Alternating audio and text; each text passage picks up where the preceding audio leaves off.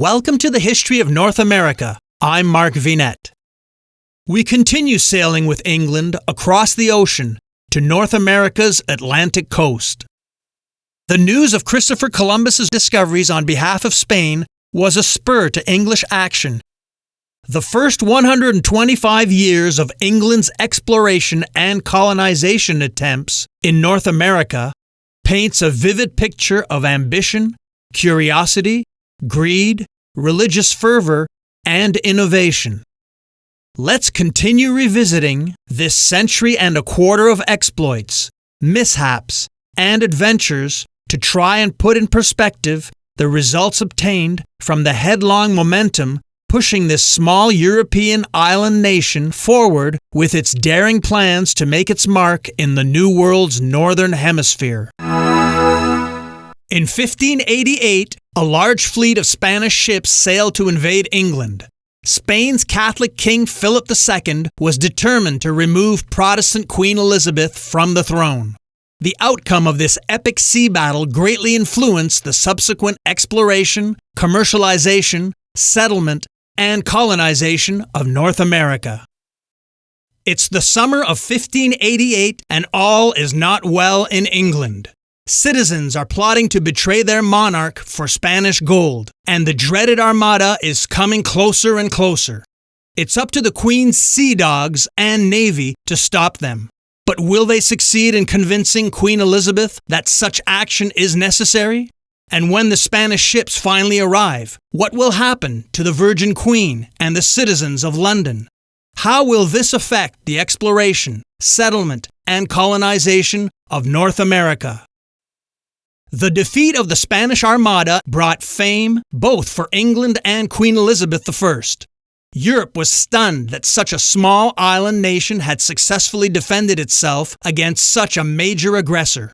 While the war with Spain would continue until 1604, the outcome was no longer taken for granted, and foreign diplomats began to court England as a possible ally. Elizabeth's popularity soared. The impact of the victory for the nation's self-confidence cannot be overestimated. England's success was celebrated in all manners of ways. Songs were written, medals struck, portraits painted, and prints published. All lauded Elizabeth as a savior who stood firm to protect her nation, shared the glory of the success with the English Navy, and gave thanks for divine intervention. God breathed, and they were scattered. El Dorado is applied to a legendary New World story in which precious stones were found in fabulous abundance along with gold coins. The legend of the 7 cities of gold became mixed with the stories of El Dorado, which was sometimes said to be one of the 7 cities. Sir Walter Raleigh of Roanoke fame would later take up the search for the mythical kingdom. Before Sir Walter's attempt, Spanish conquistador Francisco Vázquez de Coronado led an expedition from Mexico through the southwestern USA in search of the fabled cities of Cibola in the 16th century. He had hoped to reach the continent's El Dorado, located throughout the pueblos of the New Mexico territory. Walter Raleigh was an English statesman, author, soldier, explorer, and a favorite courtier of England's Tudor Queen, Elizabeth I.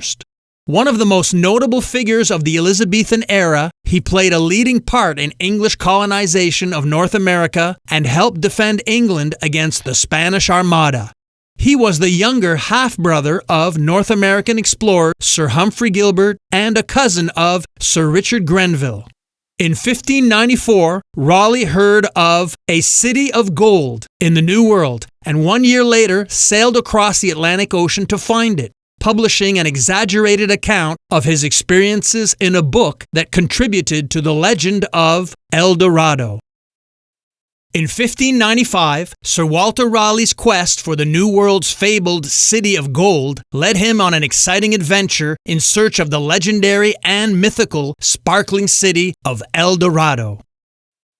Like El Dorado, the myth of the 7 cities of gold, also known as the 7 cities of Cibola, was popular in the 16th century and later featured in several works of popular culture.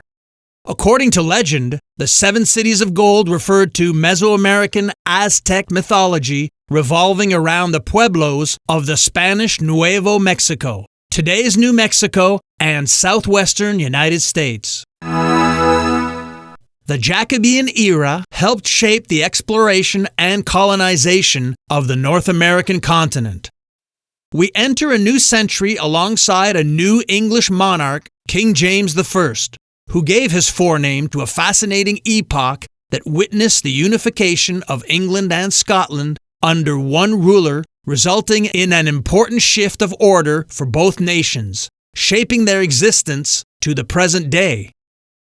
Another development of crucial significance during this period was the establishment of the first British colonies on the North American continent at Jamestown, Virginia in 1607, in Newfoundland in 1610, and at Plymouth Colony in Massachusetts in 1620, which laid the foundation for future British settlement and the eventual formation of both Canada and the United States of America.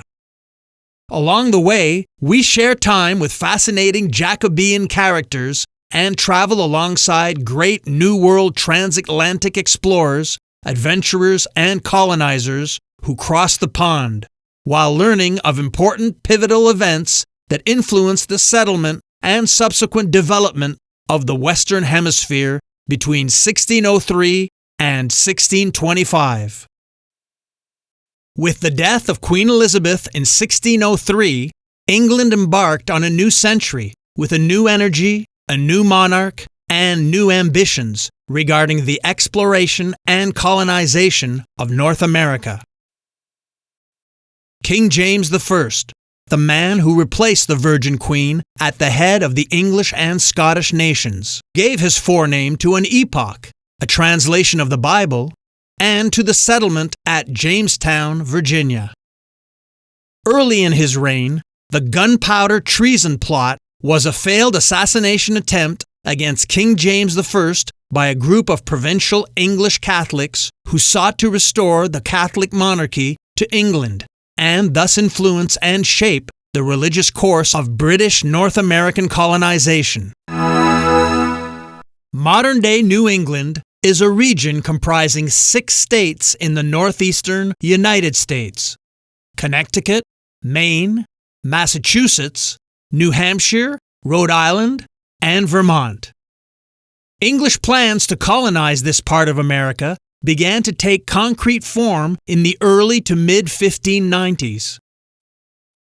At the start of the 17th century, the initial phase of European exploration of the North American continent slowly began to move towards colonization. This early fledgling colonial movement was in need of strong, talented, and determined leaders. The first expedition to set out from England was led by Bartholomew Gosnold. He obtained backing to attempt to found an English colony in the New World, and in 1602 he set sail in a small bark named the Concord, with 32 on board.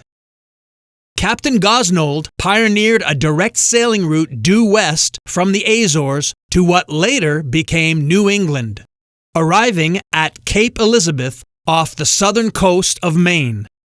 He and his men eventually made their way further south along the coastline with the intention of establishing a colony and small fishing outpost in the southern part of New England. After many years of unsuccessful North American settlements, the English founded the colony of Jamestown in Virginia.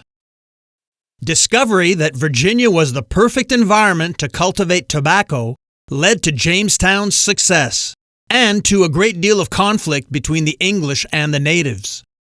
Relations between the local indigenous tribes and colonists became increasingly uncomfortable as more white settlers arrived in Virginia.